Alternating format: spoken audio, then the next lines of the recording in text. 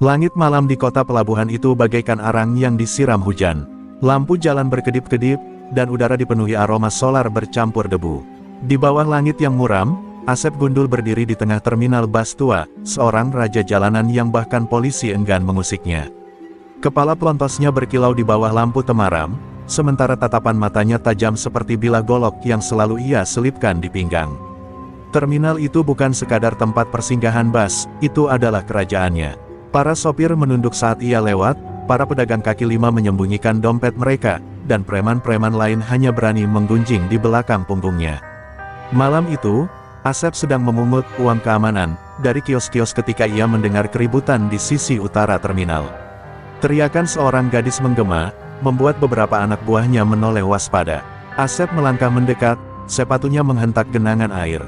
Di bawah naungan seng berkarat, seorang gadis muda dengan rambut panjang kusut berusaha melepaskan diri dari dua preman muda yang sedang mabuk. Matanya memancarkan ketakutan sekaligus keberanian. "Lepaskan dia!" Suara Asep berat, dingin, membuat dua anak buahnya langsung melepas cengkeraman. Namun, bukan karena belas kasihan, Asep tidak suka keributan yang mengganggu bisnisnya. Gadis itu menatap Asep, wajahnya pucat namun matanya masih menyala. "Aku hanya lewat, aku tak punya urusan denganmu." Suaranya gemetar, namun tegas. Ada sesuatu di sorot matanya yang membuat Asep tidak nyaman, seakan ia bukan sekadar korban acak. Tapi gengsi dan arogansi menguasai pikirannya. "Kau berada di wilayahku tanpa izin," gumamnya dingin. Saat gadis itu berbalik hendak pergi, salah satu preman mabuk mengejek Asep karena melepas mangsa. Ejekan itu menusuk harga dirinya. Amarah membara, Asep menarik gadis itu kembali dengan kasar. "Jangan coba-coba meremehkanku," desisnya. Gadis itu memberontak, menamparkan pipinya dengan keras, tamparan yang bergema di seluruh terminal. Sesaat, keheningan menyelimuti tempat itu. Tatapan para preman lain membakar egonya. Dalam ledakan emosi, Asep mendorong gadis itu dengan kekuatan penuh. Ia terjatuh ke tanah, kepalanya membentur besi karatan di belakangnya. Suara dentuman itu membuat waktu seolah berhenti. Gadis itu tak bergerak, darah merembes pelan di pelipisnya. Asep terpaku, napasnya tersengal. Anak buahnya saling pandang, ragu apakah mereka harus menolong atau lari. Hujan mulai turun, rinainya mengetuk atap seng dan jalanan aspal, menambah kesan muram pada kejadian itu. Seorang sopir bas tua yang menyaksikan dari jauh menunduk, wajahnya pucat pasi. "Kau tak tahu apa yang kau lakukan, Sep," gumamnya lirih. Kalimat itu nyaris tak terdengar di tengah suara hujan dan gemuruh petir di kejauhan. Asep menoleh sekilas, tak mengerti maksudnya. Ia mencoba meyakinkan dirinya bahwa ini hanya masalah kecil, sama seperti ratusan masalah lain yang pernah ia singkirkan dengan tangan besi. Namun, malam itu berbeda. Saat ia berbalik meninggalkan tubuh gadis itu, angin timur berembus lebih kencang, membawa aroma tanah basah dan sesuatu yang lebih aneh, aroma dupa dan bunga Kamboja. Bayangan-bayangan di sudut terminal tampak bergerak-gerak, seolah menari mengikuti irama gamelan yang samar terdengar di kejauhan. Untuk pertama kalinya, Asep Gundul, raja preman tak terkalahkan, merasa dingin menjalari tulang punggungnya. Sesuatu yang lebih besar dari dunia jalanan telah terbangun. Hujan belum berhenti ketika fajar menyingsing. Terminal tua itu sunyi, hanya suara air menetes dari atap seng yang pecah. Tubuh gadis yang tadi malam tergeletak di bawah naungan besi karatan kini telah lenyap. Tidak ada jejak darah, hanya sisa genangan air bercampur tanah yang menggumpal merah samar. Asep Gundul menatap kosong ke tempat itu, perasaan gelisah merayap di dadanya. Untuk pertama kalinya, raja jalanan itu merasakan sesuatu yang tidak bisa ia kendalikan, ketakutan. Beberapa preman mendekat dengan wajah muram. Ujang lincah, tangan kanan Asep, berbisik gugup, "Sep, ini nggak beres." Tubuhnya hilang, kayak diseret sesuatu. Sopir tua itu, yang semalam lihat kejadian, katanya gadis itu anak dukun dari Banyuwangi. Kata-kata itu membuat Asep menghentikan langkahnya. Nama Banyuwangi selalu dikaitkan dengan kisah-kisah mistis, kutukan, ilmu hitam, dan dukun-dukun yang tak kenal ampun. Asep mendengus, mencoba menahan ketegangan. "Jangan percaya omong kosong. Dunia ini milik yang kuat, bukan milik hantu." Serunya keras, meski suaranya terdengar sedikit bergetar. Namun di dalam hatinya, bayangan mata gadis itu, tatapan penuh peringatan, tak bisa ia usir. Semalaman ia tidak tidur, bermimpi buruk tentang bayangan gamelan yang menari dan tangan-tangan tak terlihat menariknya ke dalam kegelapan. Siang itu, berita mulai menyebar. Seorang pedagang sayur bercerita bahwa ia melihat seorang pria berjubah hitam melewati jalan utama kota, membawa tongkat kayu yang diukir rumit. Dia berjalan tanpa terlindungi hujan, tapi pakaiannya kering, seperti tak tersentuh tetesan air, bisik pedagang itu dengan mata membelalak. Desas-desus tentang dukun dari Banyuwangi mulai menghantui pasar dan terminal. Nama Ki Jagabaya disebut dengan nada takut. Malam berikutnya, suasana terminal semakin mencekam. Lampu-lampu jalan berkedip tanpa sebab. Seekor kucing hitam menyeberang dan tiba-tiba mati di tengah jalan tanpa terluka. Preman-preman Asep yang biasanya bising kini memilih duduk berdekatan, menatap setiap bayangan dengan waspada. Ujang lincah berusaha bercanda, tapi tangannya gemetar saat merokok. Kalau benar itu Ki Jagabaya, kita bisa celaka, Sep, ujarnya lirih. Ketika tengah malam tiba, suara gamelan terdengar lagi, lebih jelas, seakan dimainkan di balik dinding-dinding terminal. Asep menoleh ke segala arah, tetapi tidak ada satupun sumber suara. Angin membawa aroma bunga Kamboja yang kuat, bercampur bau dupa. Tiba-tiba, salah satu preman muda berteriak histeris, tato di lengannya perlahan memudar di depan mata mereka, hilang begitu saja, meninggalkan kulit polos. Panik pun melanda. Asep marah, berusaha menutupi rasa takutnya. Ini semua cuma trik, ada yang mau bikin kita takut. Ia menghantam tiang listrik dengan kepalan tangannya hingga kulitnya robek, tetapi rasa sakit itu tidak memberi keyakinan. Dari kejauhan, seorang sopir bus memperhatikan diam-diam, lalu berlari pulang dan mengunci pintu rumahnya rapat-rapat. Bahkan orang-orang yang tidak terlibat mulai merasakan hawa dingin yang tak biasa. Menjelang subuh, Asep berdiri sendirian di tengah terminal, pakaian basah kuyup oleh hujan yang terus turun. Dari kejauhan, ia melihat bayangan seorang pria berjubah hitam berdiri di ujung jalan, tidak bergerak, hanya menatapnya. Mata pria itu memantulkan kilatan petir, dingin dan penuh amarah. Dalam hembusan angin timur yang kencang, Asep mendengar bisikan samar, kau telah menumpahkan darah yang tak seharusnya, dan darahmu kini menunggu gilirannya. Untuk pertama kalinya dalam hidupnya, Asep Gundul, raja preman yang tak pernah gentar, merasa kecil di hadapan sesuatu yang tak terlihat. Hujan sudah berhenti, tetapi langit tetap kelabu, seolah enggan memancarkan cahaya. Di pasar yang biasanya riuh, orang-orang berbicara pelan, seperti takut ada telinga tak terlihat yang mendengarkan. Kabar tentang seorang dukun dari Banyuwangi menyebar lebih cepat dari asap rokok di warung kopi. Nama Ki Jagabaya kini diucapkan dengan nada hormat bercampur ngeri. Konon, ia tidak sekadar dukun biasa, ia penjaga keseimbangan, pewaris ilmu kuno dari garis keturunan yang ditakuti bahkan oleh dukun-dukun lain. Asep Gundul mendengar kabar itu dari Ujang lincah, yang wajahnya pucat pasi. Sep, Ki Jagabaya sudah tiba di kota ini. Katanya dia mencari pria berkepala pelontos yang membunuh putrinya, kata Ujang dengan suara bergetar. Asep menahan geram, tetapi di balik sorot matanya ada bayangan ketakutan. Jangan sebarin omong kosong itu ke anak-anak. Kalau mereka panik, bisnis kita berantakan, balasnya, meski suaranya kehilangan ketegasan biasanya. Di malam hari, terminal terasa lebih dingin dari biasanya. Angin timur bertiup kencang, membuat bendera-bendera plastik di warung-warung kecil bergoyang liar. Preman-preman yang biasanya bercanda kini duduk diam, beberapa di antara mereka berbisik doa yang bahkan jarang mereka ucapkan. Saat jarum jam mendekati tengah malam, suara langkah-langkah pelan terdengar di jalan batu yang basah, ritmis, tenang, dan menakutkan. Seorang anak buah Asep yang berjaga di gerbang terminal melihat sosok berjubah hitam berjalan perlahan. Di tangannya ada tongkat kayu berukir naga. Wajahnya tak sepenuhnya terlihat, tapi sorot matanya menembus gelap malam. Itu dia, bisik si penjaga, sebelum langkahnya mundur sendiri tanpa sadar.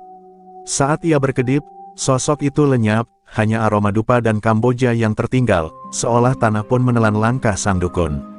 Keesokan harinya, hal-hal aneh mulai terjadi. Dagangan seorang pedagang ikan busuk dalam sekejap meski baru dipanen pagi itu. Mesin bus mogok bersamaan tanpa sebab, seakan menolak untuk beroperasi. Bahkan seekor anjing penjaga menolak mendekati terminal, menggonggong ke arah yang tak terlihat. Penduduk mulai berbisik, kutukan sudah dimulai. Asep memaksa dirinya untuk tetap tenang, meski dalam mimpinya ia kembali melihat tatapan gadis itu, tatapan penuh peringatan. Ia mengumpulkan anak buahnya, mencoba memberi pidato penuh percaya diri. Kita nggak takut sama dongeng.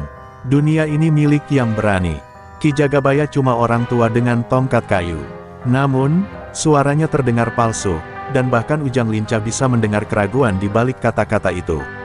Malam itu, Ujang bermimpi buruk. Ia melihat Asep berdiri di tepi jurang, dikelilingi arwah bersorban putih, sementara gadis berambut kusut berdiri di tengah badai, menatap tajam.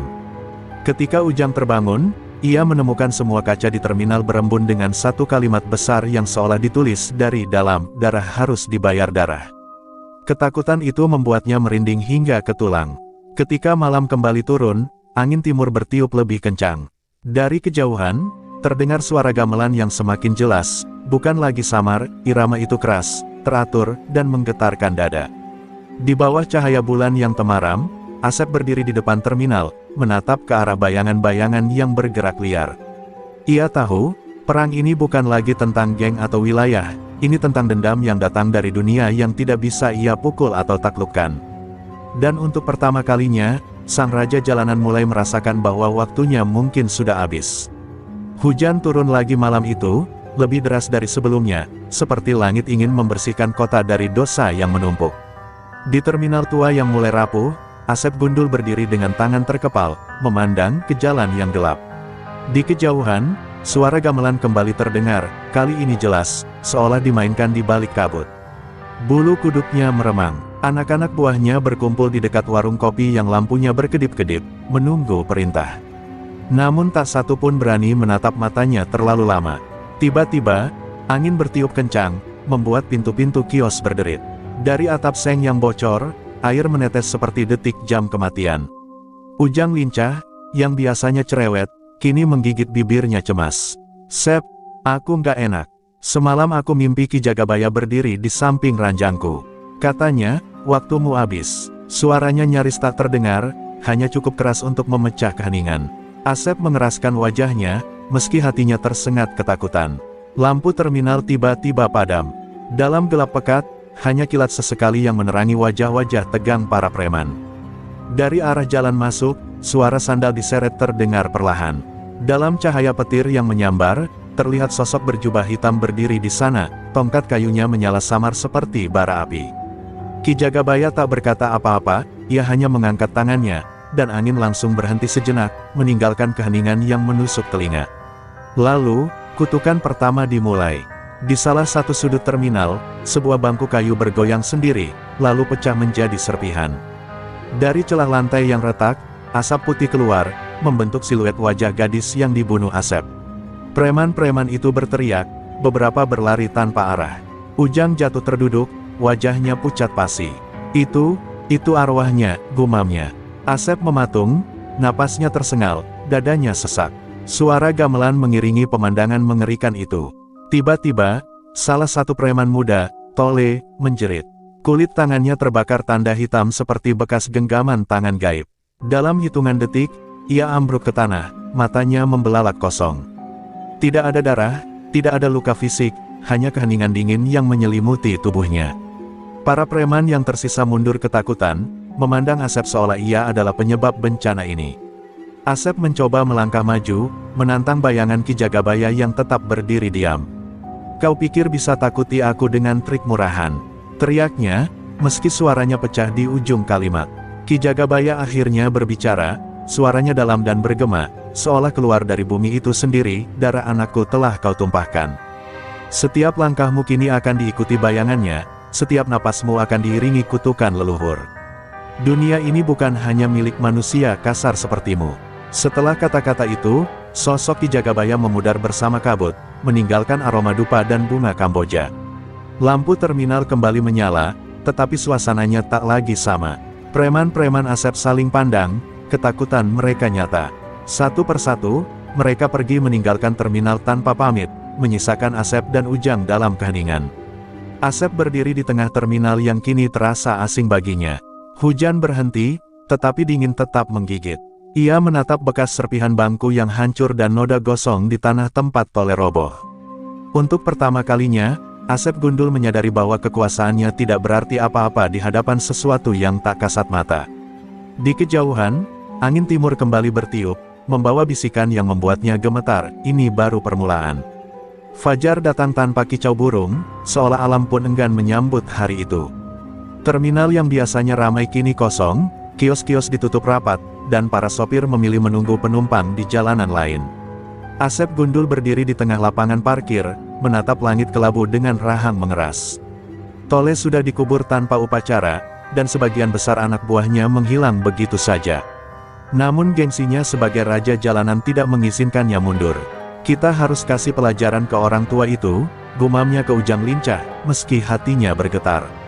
Malam itu, Asep mengumpulkan sisa anak buahnya, hanya 6 orang tersisa, wajah mereka pucat dan mata mereka cemas. Mereka membawa golok, rantai besi, bahkan botol-botol berisi bensin. Dunia ini nyata, bukan dongeng, kata Asep dengan suara tegas yang terdengar dipaksakan. Ki Jagabaya cuma manusia, kalau dia datang lagi, kita hajar sampai lunas. Ujang lincah hanya menunduk, tak sanggup menatap mata pimpinannya. Mereka menunggu di terminal, hujan turun rintik-rintik, udara basah menempel di kulit. Jam menunjukkan lewat tengah malam ketika suara sandal diseret. Terdengar lagi, pelan, teratur, menghantam ketenangan malam. Sosok Ki Jagabaya muncul di ujung jalan, jubah hitamnya basah, tetapi langkahnya teguh. Tongkat kayunya memantulkan kilat yang menyambar. Ia berhenti beberapa meter dari Asep, matanya menatap tajam, memancarkan amarah yang ditahan. Ki Jagabaya, Asep berteriak, mencoba menutupi ketakutannya dengan amarah. Kau mau cari mati di sini? Ini wilayahku. Namun dukun itu tidak menjawab. Angin timur bertiup, membawa aroma Kamboja yang menusuk. Suara gamelan terdengar samar, semakin keras setiap detiknya. Preman-preman Asep mulai gelisah. Ujang menoleh ke langit, melihat bayangan burung hitam beterbangan tanpa suara. Tiba-tiba, Asep memberi aba-aba. Golok-golok terangkat, rantai besi berayun, dan mereka menyerbu Ki Jagabaya. Tapi setiap langkah terasa berat, seolah tanah menolak gerakan mereka. Saat golok pertama diayunkan, Ki Jagabaya mengangkat tongkatnya dan menghentakkannya ke tanah. Ledakan angin yang tak terlihat menghantam para preman, melempar 2 orang ke dinding kios hingga pingsan. Botol bensin pecah sebelum sempat dilempar, menimbulkan api kecil yang padam dengan sendirinya. Asep maju sendiri, menahan rasa takut. Ia mengayunkan rantai besi, tapi rantai itu melilit tangannya sendiri, memelintir pergelangan hingga nyeri. Ki Jagabaya menatapnya tanpa ampun. Kau pikir kekuatanmu bisa menandingi alam dan leluhur? Suaranya bergema di tengah hujan. Ujang mencoba membantu, tapi bayangan hitam melintas cepat di depannya, membuatnya tersungkur ke tanah. Hening yang mencekam menyelimuti terminal. Air hujan turun lebih deras, menenggelamkan suara detak jantung yang berpacu. Ki Jagabaya melangkah mendekat ke arah Asep yang terhuyung. Di matanya, Asep melihat lebih dari sekadar amarah, ada kesedihan mendalam, luka seorang ayah yang kehilangan. Dukun itu tidak melanjutkan serangan. Ia hanya berkata dingin, ini baru bayangan dari apa yang menantimu. Hutan keramat menunggu langkahmu, dan di sana arwah putriku akan bicara. Dengan langkah tenang, Ki Jagabaya menghilang ke kegelapan, meninggalkan terminal yang porak-poranda. Asep berdiri terpaku, rantai masih melilit tangannya, dan anak buahnya yang tersisa tak sanggup berbicara. Malam itu, raja jalanan yang dulu tak tertandingi mulai menyadari bahwa dunia nyata dan dunia gaib telah bertabrakan, dan ia tak lagi memegang kendali. Pagi itu, langit kota masih berwarna abu-abu. Hujan semalam meninggalkan genangan air yang memantulkan wajah Asep Gundul, wajah seorang raja jalanan yang kini tampak rapuh. Rantai besi yang kemarin melilit tangannya telah meninggalkan bekas merah keunguan, rasa nyerinya masih menusuk. Terminal tampak sepi seperti kuburan, para pedagang enggan membuka kios, sopir-sopir memilih jalur lain, dan gosip tentang Ki Jagabaya kini berubah menjadi cerita horor yang disampaikan dengan berbisik. Ujang lincah berjalan mendekat dengan wajah muram. Sep, kalau kita nggak cari bantuan, kita habis. Anak-anak nggak mau balik, mereka bilang kutukan itu nyata. Asep mengepalkan tangan, meski dadanya penuh keraguan, gengsinya belum luluh. Kalau begitu, kita cari lawan tandingan. Dunia ini luas, pasti ada yang bisa hadapi dukun itu. Menjelang malam, Asep membawa Ujang ke pinggiran kota, ke sebuah rumah reyot yang dikelilingi pohon-pohon besar. Di sana tinggal Mbah Saka, seorang paranormal jalanan yang reputasinya kelam. Konon, Ia pernah menantang dukun-dukun Jawa Timur dan lolos hidup-hidup. Mbah Saka duduk bersila di dalam rumah gelap yang hanya diterangi lampu minyak, wajahnya keriput tapi sorot matanya tajam. "Aku sudah dengar tentang darah yang kau tumpahkan, Asep," ucapnya dengan suara serak. "Ki Jagabaya bukan musuh biasa." Asep memaksakan senyum sinis. "Aku butuh bantuanmu. Kau dapat bagian kalau berhasil singkirkan dia." Mbah Saka mengangguk pelan, lalu mengambil segenggam abu hitam dari kendi tanah liat. "Aku bisa melawan ilmu Ki Jagabaya, tapi harga yang kau bayar bukan cuma emas atau uang. Kau harus siap kehilangan sesuatu yang lebih dari itu." Asep merinding mendengar nada seriusnya, namun ia mengiyakan, ego dan rasa takutnya bercampur jadi satu. Malam itu, Mbah Saka menyiapkan ritual di sebuah lapangan terbuka. Ia menggambar lingkaran dengan kapur putih, menancapkan paku-paku besi berkarat di tanah, dan menyalakan dupa yang aromanya menusuk. Angin tiba-tiba berhenti bertiup, menciptakan kesunyian yang mencekam. Asep dan Ujang berdiri di luar lingkaran, menyaksikan dengan hati berdegup kencang. Ketika Mbah Saka mulai melantunkan mantra, tanah di sekitar lingkaran bergetar, dan suara gamelan samar terdengar, datang entah dari mana. Tiba-tiba, angin kencang berputar mengelilingi mereka, meniup dedaunan dan menumbangkan ranting pohon. Dari pusaran angin itu, bayangan Ki Jagabaya muncul samar, matanya menyala seperti bara. "Kalian pikir bisa memanggil kegelapan untuk melawanku?" Suaranya bergema, menghancurkan keheningan. Paku-paku yang ditanam Mbah Saka terlepas satu persatu, beterbangan seperti ditarik kekuatan tak terlihat. Mbah Saka mencoba memperkuat mantranya, tetapi bayangan hitam dari tanah merayap ke arah lingkaran, menelan cahaya lampu minyak satu persatu. Dalam sekejap, lingkaran itu pecah, dan Mbah Saka terdorong ke tanah, wajahnya pucat pasi. "Dia terlalu kuat," desisnya dengan suara serak. Asep dan Ujang mundur ketakutan, menyadari bahwa bahkan sekutu gelap pun tak mampu menandingi Ki Jagabaya. Ketika angin reda, lapangan kembali sunyi. Dupa padam, dan Mbah Saka tergeletak lemah, darah menetes dari sudut bibirnya. Ia menatap Asep dengan mata yang sayu. "Kau tak bisa menghadapinya dengan kekerasan, Sep. Ada hutang yang harus kau bayar, bukan dengan golok atau darah orang lain, tapi dengan jiwamu sendiri." Kata-kata itu bergema di kepala Asep, meninggalkan ketakutan yang lebih besar dari sebelumnya. Untuk pertama kalinya, Raja Jalanan itu merasakan bayang-bayang kekalahan menghampirinya. Malam itu, Asep Gundul berjalan sendirian di jalanan becek yang sepi. Angin timur bertiup lembut namun menusuk, seolah membawa bisikan dari dunia lain. Kata-kata Mbah Saka terus terngiang di kepalanya, "Ada hutang yang harus kau bayar, bukan dengan golok atau darah orang lain, tapi dengan jiwamu sendiri." Asep menggertakkan giginya, mencoba menepis ketakutan. Namun bayangan wajah gadis itu, mata yang menatap tajam sebelum ia mati, muncul lagi, kini lebih jelas dari mimpi-mimpinya sebelumnya. Ketika hujan mulai turun gerimis, Asep memutuskan kembali ke terminal. Namun, di tengah jalan, ia merasa dunia di sekitarnya berubah. Lampu-lampu jalan redup, suara kota lenyap, dan udara menjadi lebih dingin. Tiba-tiba, ia menemukan dirinya berdiri di sebuah ladang ilalang yang tak asing baginya, tempat di mana, bertahun-tahun lalu, ia pernah bersembunyi sebagai anak yatim kecil yang diburu oleh preman. Di sanalah dulu seorang dukun tua menyelamatkannya dari kematian. Dukun itu memberinya air doa dan memberkati jimat yang ia kenakan di lehernya hingga hari ini.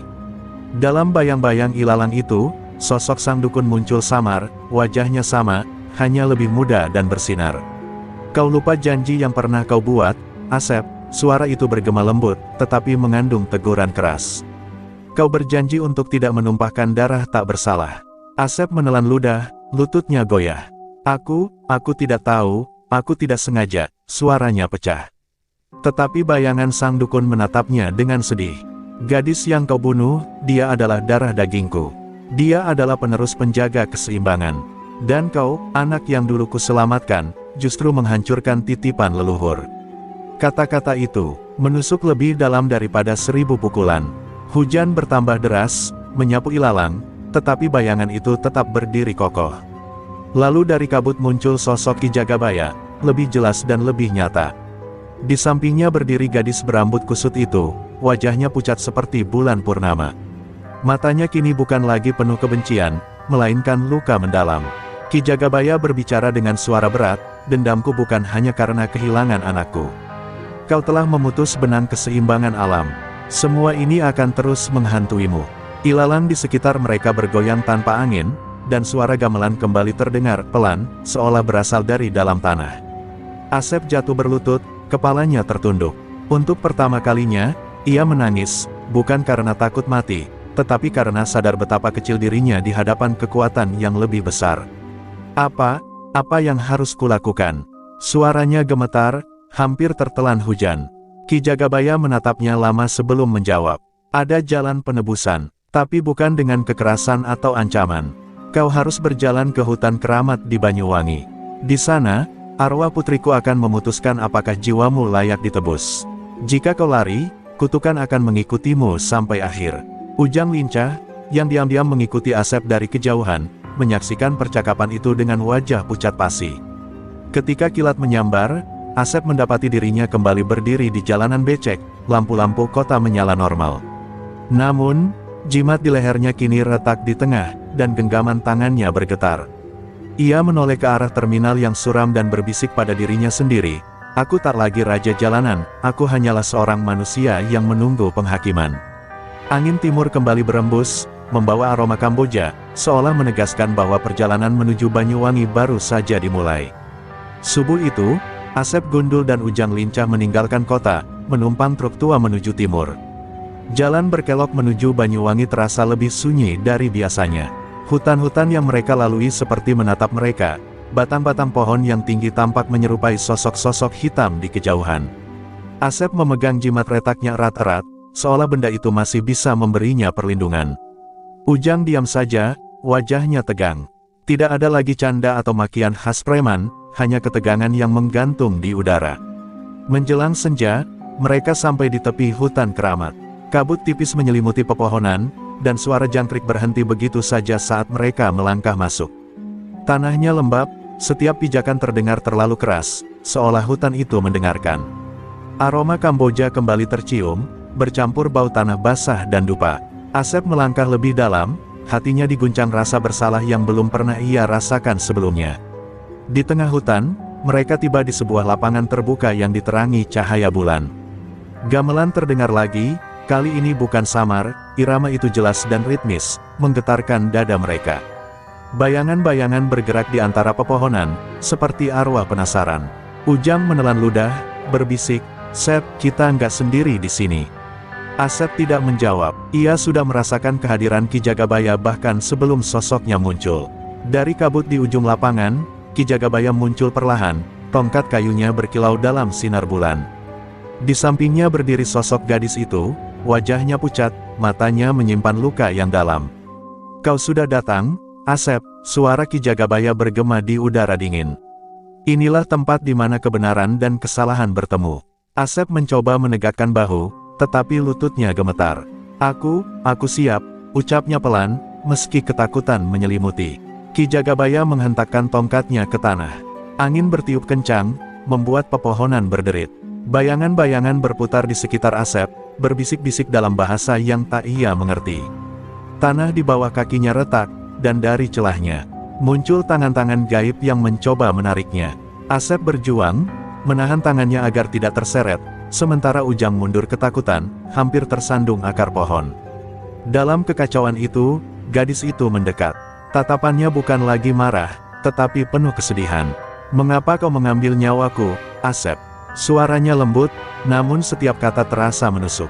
Air mata mengalir di wajah Asep. Aku salah. Aku terlalu sombong. Mohon, ampuni aku," katanya dengan suara parau. Ujang menyaksikan, tak percaya melihat raja jalanan yang selama ini tak terkalahkan kini menangis di hadapan arwah seorang gadis. Ki Jagabaya menatap Asep lama. "Penebusan tidak mudah. Kau harus membuktikan bahwa jiwamu bukan hanya milik kekerasan." Dengan hentakan tongkatnya lagi, bayangan-bayangan itu memudar, dan hutan kembali tenang. "Aku tidak akan mengampunimu. Bukan aku yang berhak. Putriku yang akan memutuskan nasibmu." Gadis itu menatap Asep sekali lagi, lalu menghilang bersama angin. Asep jatuh berlutut di tanah lembab, terengah-engah. Ia tidak tahu apakah ia selamat atau hanya diberi penundaan. Ujang mendekat perlahan, membantu temannya berdiri.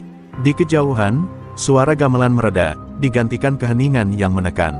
Dalam hatinya, Asep tahu, meski pertarungan di hutan keramat berakhir tanpa darah, perang sesungguhnya, perang melawan dirinya sendiri, baru saja dimulai. Langit Banyuwangi pagi itu berwarna abu-abu, seolah enggan memberi cahaya setelah malam yang penuh pertanda. Asep Gundul berjalan terlatih keluar dari hutan keramat, jimat retaknya bergoyang di lehernya, kini dingin seperti batu nisan. Ujang lincah mendampinginya, masih terdiam oleh apa yang baru saja mereka alami. Angin yang lewat membawa aroma Kamboja samar, seakan mengingatkan mereka bahwa meski hutan telah mereka tinggalkan, bayang-bayang kutukan Ki Jagabaya belum berakhir. Di sebuah desa kecil di pinggiran hutan, mereka menemukan sebuah musola tua yang tak terawat. Dindingnya retak, tetapi suara azan subuh masih menggema dari pengeras suaranya yang serak. Asep berhenti di depannya, menatap pintu kayu yang lapuk. Dalam hatinya, ada rasa yang asing, penyesalan yang begitu nyata. Untuk pertama kalinya, Raja Preman itu menanggalkan kesombongannya. Ia masuk dan duduk bersila di lantai dingin, membiarkan air matanya jatuh tanpa malu. Ujang berdiri di luar, gelisah. Ia tak pernah melihat Asep begitu rapuh. Suara angin bertiup melalui celah-celah musola, membuat tirai tua berkibar seperti tangan arwah yang mengingatkan. Ketika Ujang masuk, ia mendapati Asep berbisik lirih, memohon ampun pada Tuhan dan pada arwah gadis yang telah ia bunuh. Kalau nyawaku harus jadi tebusannya, aku rela, suara Asep pecah, menyayat hati. Tiba-tiba, udara di dalam musola mendingin drastis. Dupa yang tidak ada sebelumnya kini menyala di sudut ruangan, dan bayangan Ki Jagabaya kembali muncul, lebih pucat dan samar. Ini bukan tentang mati, Asep. Ini tentang berubah, suaranya berat namun penuh makna. Putriku menunggu jawabanmu. Kau akan diuji, bukan dengan kekerasan, tapi dengan keberanian untuk menyerahkan kebencian yang selama ini kau pelihara. Asep mendongak, matanya merah dan bengkak. Aku tidak tahu bagaimana caranya, gumamnya. Ki Jagabaya mendekat, menepuk pundak Asep yang terasa nyata meski sosok itu hanyalah bayangan. Pergilah ke kampung tempat putriku dimakamkan. Di sana, hadapilah keluarga yang kehilangan. Tidak ada jimat atau golok yang bisa menolongmu. Hanya kejujuran dan penyesalanmu yang akan menentukan. Mereka pun melanjutkan perjalanan ke kampung itu. Sepanjang jalan, Asep merasakan langkahnya semakin berat. Wajah-wajah orang yang ia sakiti selama hidupnya, korban-korban yang dulu ia anggap tak berarti, muncul silih berganti di pikirannya. Di kejauhan, sawah-sawah yang hijau tampak damai, kontras dengan gejolak yang menghancurkan batinnya. Menjelang sore, mereka sampai di sebuah tanah pemakaman sederhana di tepi desa. Batu nisan kecil bertuliskan nama gadis itu berdiri tenang di antara pohon-pohon Kamboja. Asep berlutut di depannya, jemarinya menyentuh tanah basah yang menutupi makam. Air matanya kembali mengalir deras. Aku tidak pantas berdiri di sini, bisiknya.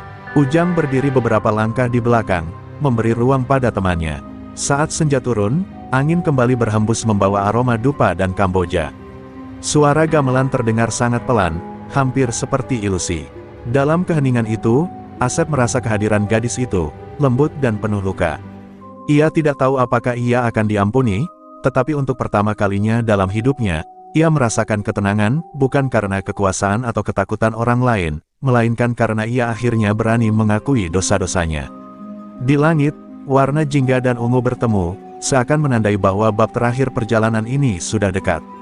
Senja itu, langit Banyuwangi dipenuhi semburat merah dan ungu, seolah bumi dan langit sendiri menahan napas. Asep Gundul masih berlutut di hadapan makam gadis itu, tangannya menggenggam tanah basah.